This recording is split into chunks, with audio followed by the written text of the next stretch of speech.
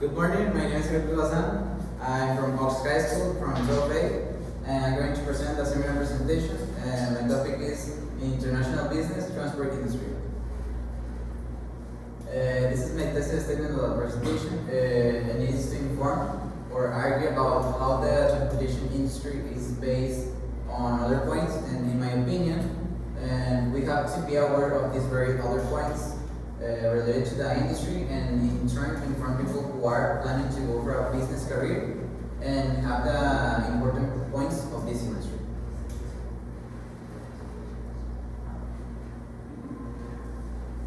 So this is the main points that I'm going to talk about in the next slides. So the first one is the international transportation. The definition of international transportation is the movement of goods or people from one country to another. So this means that when goods pass through the borders to a specific country into another by air, land, or sea, the method of transportation is regarded as international transportation. So international transportation, it is useful, yes. It is useful for economic and political of a country. The characteristic of international transportation, the first one is the lots of intermediate links and long distance transport. The transportation of goods is between country and region is usually long distances, so it is necessary to use various means of transportations for those long distances. The second one is the involving a wide range of complex and changeable the goods in the process of international transport, and inspection of goods, the insurance and banks are carried out, and they take into account the policies and laws, the difference between financial and monetary systems. Third one is a particularly strong time. This means that the international market is very competitive, and the price of the basic products is changing rapidly, so it's causing the loss of economy. The last one is the risk of international transport of goods larger due to the longer distance of the intermediate links. Those larger things of transport of goods will have the risk of the economic parts of the GDP, the gross domestic products. So that will be the economic losses. The type of transportation. The four main modes of transportation in logistics are trucks, ships, rails, and air shipments. While those modes are unique for benefits and also to the business and for the method of transportation, and these are the methods of transportation that are used to move goods today. The first one is road vehicles, the trucks, vans, and motorcycles, the railways, the inland waterways, is the barge, the deep seas, the air, by aircraft and drones, the pipelines, a combination of the above called intermodal or multimodal. One of those main modes of transportation are the air freight. The definition is the transportation of goods by aircraft, and the main characteristics are the broken journey, the rapidly and expensive, but also is faster, safer, and more reliable than other, but also is expensive. So what does it usually carries? It usually carries documentations, pharmaceutical, fashion garments, production sample, economic consumer goods, and seafood products. The second one is the model freight. It's an unload shipped by trucks. One example is the FedEx. The main characteristics are the density, the stability, the handling, and the ability. And it's all available space in the trucks to the transport cargo from a shipper to a location. What it usually carries? It usually carries clothes, products, paper products, building materials, vehicles, and hazardous substances. The last one is the ocean freight. It is a method of transportation, often large loads of goods by seas. The characteristics are the flexibility and versatility, and they adapt to any type of goods and transport need. And it's offer more capacity and value, much lower than other, and the cost depends on how much load it will be. And the container of the ocean freight usually carries computers, clothes, meats, television, and toys. Okay. The history of the transportation, how it began. It began when humans learned to use animals like donkeys, horses, and camels for transportations. And by 3500 before Christ, the first wooden wheel was invented in Europe. So then the First World War arms transportations is started by the industry, the transportation industry, by the World War I.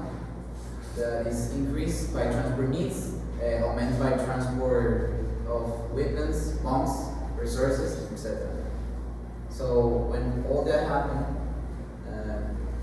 the Union made an agreement with some countries to expand all the needs in all part of the world. So now the international transportation is changing, so it's now a different, now it's from the last one from the First World War. So the freight transportation today is now more different, more different than others. That is more faster and affordable. That can help a human to transport anything by an easy way, and also can be expensive, and but a lower, also can be in a lower way. International transportation, how the world has changed. How it changed for a long time. The transport industry has achieved the positive change from different companies with the related industry, helping them grow, implementing and have new goals. Also have the advances of international transportations. It started with the first wooden wheel created, but the industry became more popular when the first car with an internal combustion engine were implemented. So it's designed by the technology of transportation. Transportation Management System, or TSM. TSM is a logistical platform that uses technology that helps business plan or execute and optimize the movement of goods, both and incoming and outgoing, making sure that the shipment is complete and the proper documentation is available.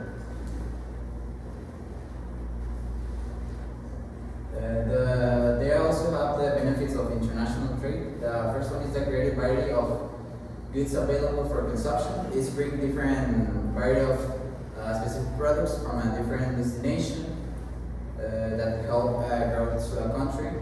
The next one is more employment of a country. The next one is the reduced trade fluctuations to markets.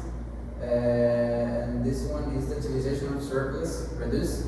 This means that it allows countries to sell their products to other countries to earn foreign exchange. And the last one is the forest peace and goodwill for our business. And there are some examples of some companies, dominant companies of international transportation. There are DHL, FedEx, UPS, and XPO Logistic. However, not all these companies have the same similarities because more expensive, others will not. But they have the delivery time is different from others, and also it's depend of how much cargo it is. So that's the big difference from some of that companies.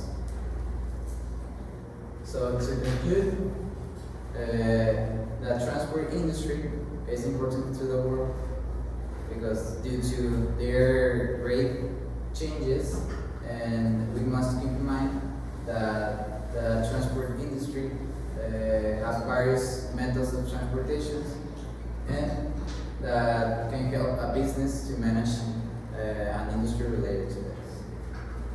So There are any questions? What is international transport considered? Okay, it is considered when the first second slide.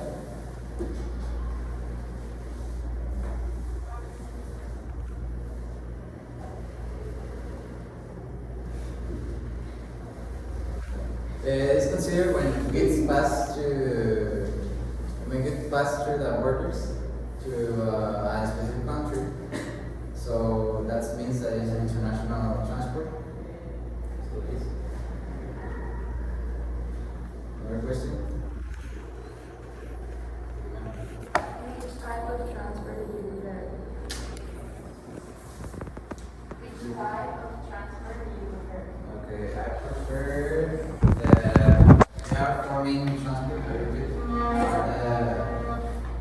by trucks, by roads, by rails, by ships, by ocean, and by air, the air shipment. And I prefer the air transportation because I think it's more, even if it is expensive, I think it's more faster and it's affordable for transport anything. So, that's another question.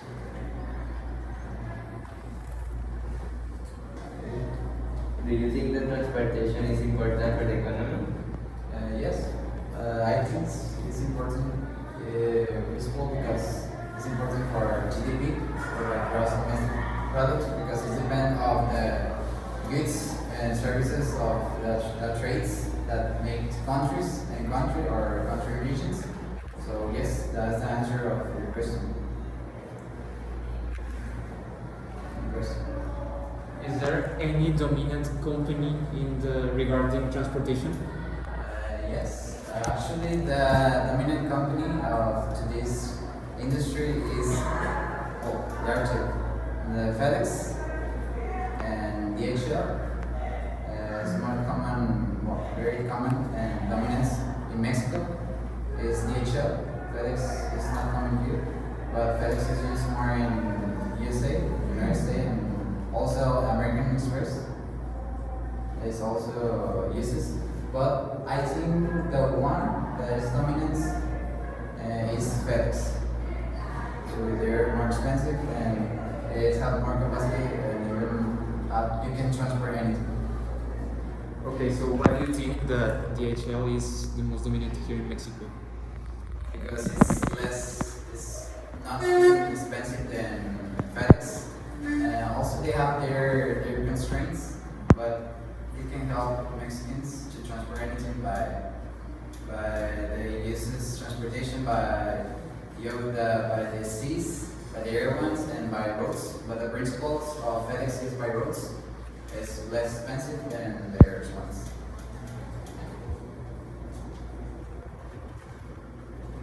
Then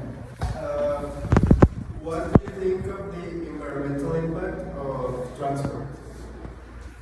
The environmental impact, like contamination. complete. What do you think of the environmental impact of transport?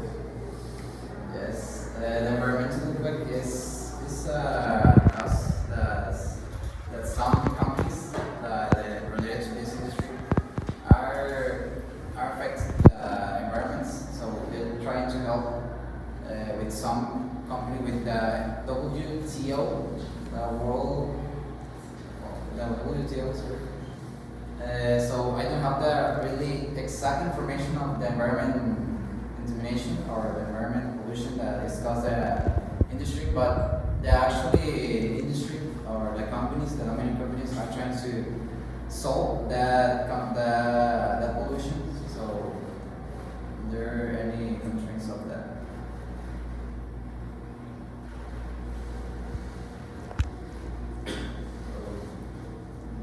There are no questions. Thank you for your attention.